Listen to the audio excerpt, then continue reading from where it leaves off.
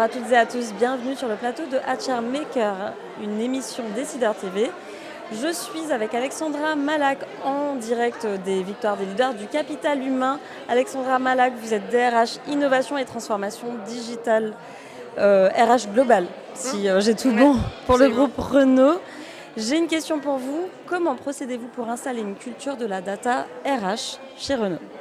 Alors c'est un vaste sujet. Concrètement, aujourd'hui, la donnée est devenue quelque chose et une matière première avec laquelle on a besoin de travailler au quotidien. Non seulement parce qu'une fois que vous avez mis des systèmes d'information en place, c'est bien.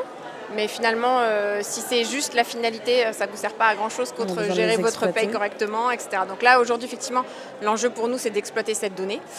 Pour l'exploiter, il y a plusieurs façons de développer un peu cette culture d'exploitation et d'utilisation de la donnée. La première, c'est d'abord être sûr que vous utilisez ce que vous avez correctement et vous installez une compréhension, en fait, de ce que vous faites avec ces données.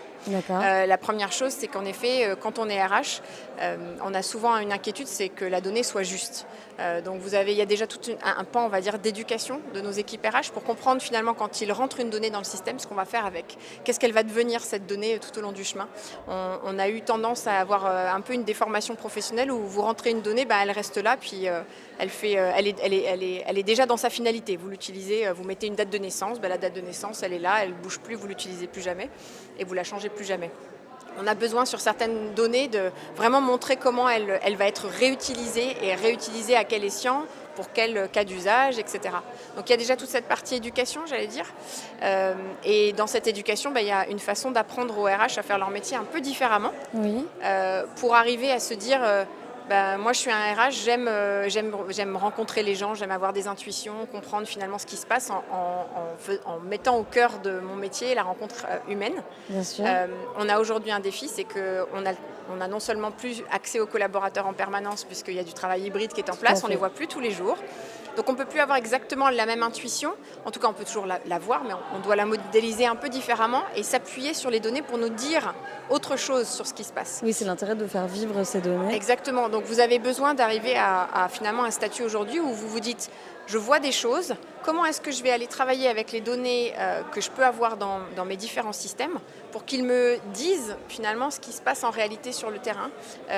Comment est-ce que je peux, je pense que c'est un de mes collègues chez L'Oréal qui parle de cette intuition augmentée, j'aime beaucoup cette idée parce que finalement vous retrouvez la notion de dire comment est-ce que en regardant les données, je vois ce qu'elles me disent et je confirme ou pas que mon métier intuitivement fait va dans la bonne direction, est en train de résoudre les bons sujets ou intervient aux bons endroits, dans les équipes qui ont besoin, dans les métiers qui ont besoin, etc. Donc il y a une dimension un peu de changement de façon de travailler. Et ça éclaire la fonction au quotidien. Est-ce qu'il y a des données qui n'étaient pas forcément exploitables ou exploitées ou intéressantes finalement pour la fonction il y a quelques années et qui le deviennent avec l'évolution du métier ?